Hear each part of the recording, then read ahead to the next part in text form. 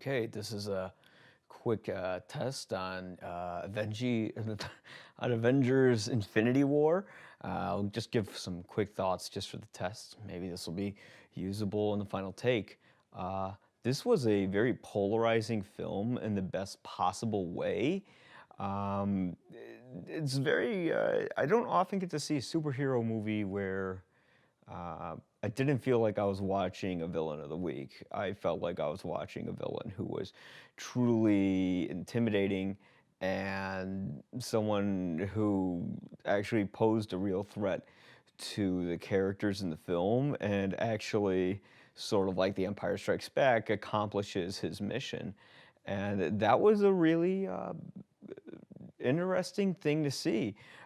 This is a film that took a lot of characters. I mean, you have so many pre-established films with the Guardians of the Galaxy, the various Avengers films from Spider-Man to Thor, to Captain America, where they were able to fit all these guys into one movie that's almost 3 hours long, but it doesn't really feel like it's 3 hours because it balances these characters and these stories so well. Because the movie for sort of feels like a collection of B plots, but the B plots interweave together into the main A plot that actually works quite well.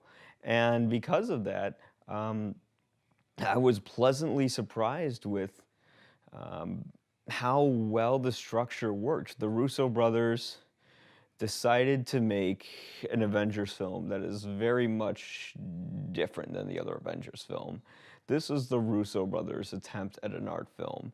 Uh, I use that in the loosest way possible when I say that, where they make a movie that, for all the Avengers films before this is the one that took the most amount of risks.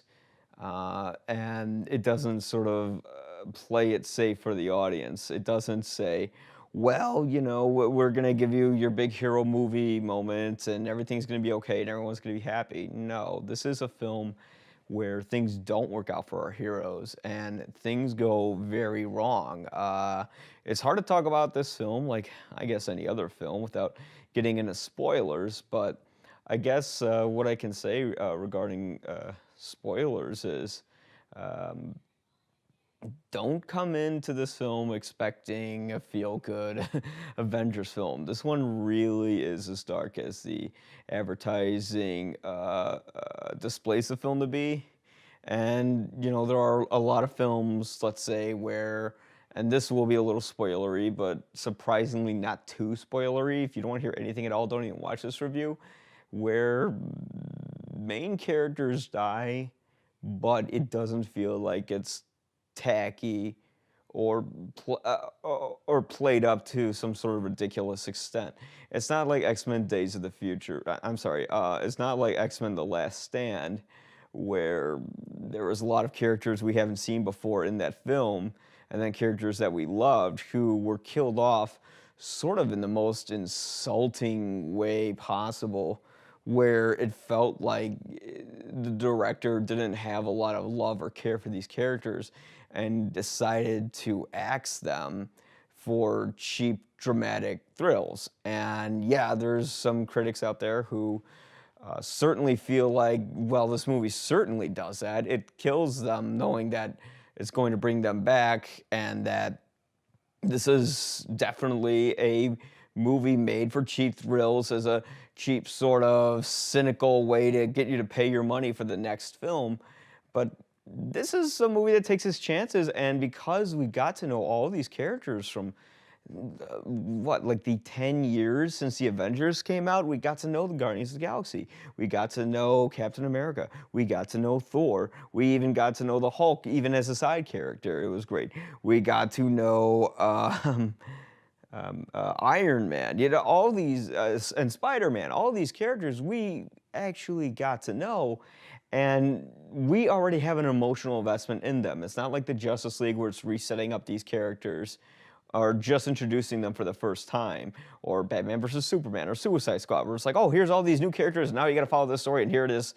and then they die. Like there's no sort of there's an actual emotional connection to the sacrifices that are made, and there's a real connection even to the villain, where for something that's like this big CGI monster with the scrotum chin, he there was something legitimately terrifying about him through Josh Brolin's performance, where he came off as someone who actually has a heart and cares about what he's doing, and there's a purpose where he wants to create a better world by purging it of all the evil, I guess you could say, by collecting all these Infinity Stones. And this is a film that will probably leave a lot of children traumatized because uh, so it basically ends with, and here's the big spoiler, all the main characters, aside from Captain America, aside from Black Widow, aside from Iron Man, and aside from Hulk, like basically outside of the original Avengers. Oh, and I suppose Thor. It happened so fast. It was literally like a horrific thing happens in the end so fast, where all of the characters fade into dust. And it doesn't give you an answer as to what's going to happen next, other than you know that there's going to be a Captain Marvel film through the post-credits scene. It leaves it on a very ominous note, where it reminded me of an event when I was a kid, where I saw an episode of the Legend of Zelda cartoon series. It wasn't a particularly good series, but what it did was it had this preview to an episode where Link supposedly dies. And I remember I ran up to my mother's room and I was crying. And I said, "Mommy, Mommy." She's like, "What's wrong?" I went, "Link is dead." Like, I didn't understand. That was just a preview to something where, they're going to fix it and he's not actually dead. And, it's just a teaser. And this movie is a teaser, but it's a wonderful teaser where these are characters that you fell in love with over 10 years through a wonderful effort by Disney to create them. And certainly there's a whole discussion regarding how this is representative of the death of Hollywood and how we have franchise fatigue and nothing is ever going to be released in theaters unless it's a dumb comedy or something that's a movie that's connected to 30 other films. I mean, there's a image I show in all my videos of just like this long slide of Disney's lineup, which is just like 40 movies, who knows how many, all comic book connected, and then also Star Wars connected. And of course, this is manipulative because we know that all these characters didn't pass away in the end, and that they're going to come back, and they'll do some time travel thing, sort of like Days in the Future Past, where after everyone died, everyone's going to be brought back to life.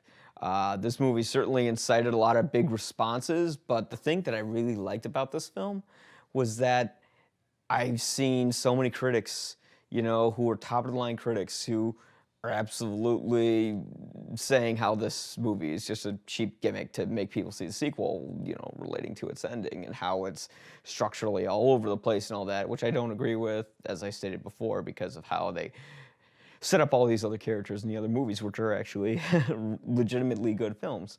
And in the end, what it does is you have these critics who hate that, but then you have critics who really like the fact that this film took a huge chance and made a movie about these characters who are in a desperate situation where things do not work out. And, this is your Empire. I'm not saying this is as good as The Empire Strikes Back, but as a rough example, this is The Empire Strikes Back, where things go very wrong, and we're on and then we end on a cliffhanger to see where things will go, how they will improve and become right, where we'll get our Return of the Jedi / X-Men Days of the Future Past sort of wrap up with that. There are certainly some more thoughts on this film that's circling through my head. I loved how it really came off like you were turning the pages of a comic book because of all the previously established films, and because it still manages to have fun and have its humor, even if sometimes there's a little too much humor. And yes, there are portions within this massive length where it drags a little bit. But unlike Spider-Man 3 or something like that, it really keeps everything focused on stopping Thanos and stopping him from reaching his objective, which he tragically ultimately does. And we're actually invested to see what happens to these characters and what happens to Thanos since we know them for so long. And the Russo brothers know what they're doing, and they probably know this one is going to be the polarizing film. I think Disney sort of gave them access to make the one movie that not everyone is going to love.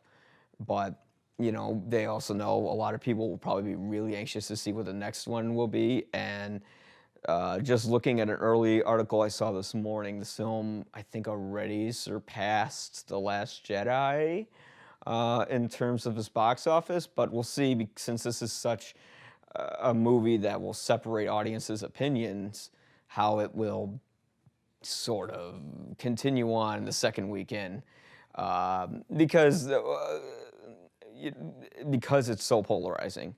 And on a final note, there is a lot of criticism saying that this is a movie that is not as good as Black Panther or Wonder Woman or something like that. But the thing is, those movies have the time to focus on a singular character and that character's journey, you know, and we get to know that one character. This is a movie about all the characters working together and seeing where their journey goes, and it doesn't feel like a cynical middle finger made by a director who doesn't care about these characters like Brett Ratner did with X-Men Days of the Future Past.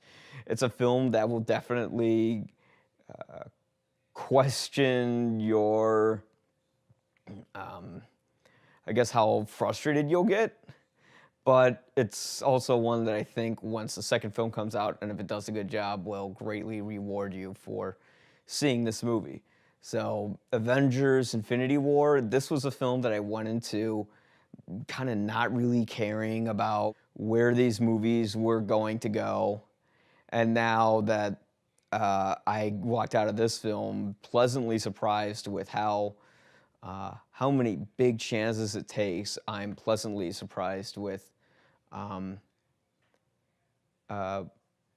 where it went, and really, I feel like I cannot wait till next summer to see where the next one goes, which is surprising for me because I'll be honest, I skipped out on Thor Ragnarok, even though I heard it was very good. I skipped out on Guardians of the Galaxy 2.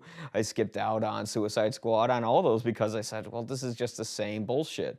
And this one is not the same bullshit. You can say it is, where, oh no, this is the one where the directors think they're being risky by killing the characters, but we know they're really going to come back. But guess what? This was made the right way in that aspect, where the Russo brothers love these characters. They've been set up throughout 10 years of filmmaking, throughout 10 years of films, and we're seeing them go through their toughest obstacle yet, where it really feels like a tough obstacle, where we really have an antagonist who is antagonizing and is a real threat and does real things. Just from the beginning, the first sacrifice in the beginning of this movie, because this whole movie is about sacrifice, you know, we see that, oh, this isn't just going to be another guy who shoots space lasers. This is something totally different, and it sold me. And it got me excited, and I hope it will get a lot more people excited and not too many fans upset. But the fact that there are so many people who are both critics and fans who either love this film or hate this film, I think speaks greatly for the quality of this film. So those are my thoughts for Avengers Infinity War, and I'd love to hear your thoughts, although no one comments on this anyways, because hardly anyone sees the show. But want to get someone who is a legitimate critic or someone who's really into comic books that I know to see this movie with me or discuss this movie with me. I would love to have the full review.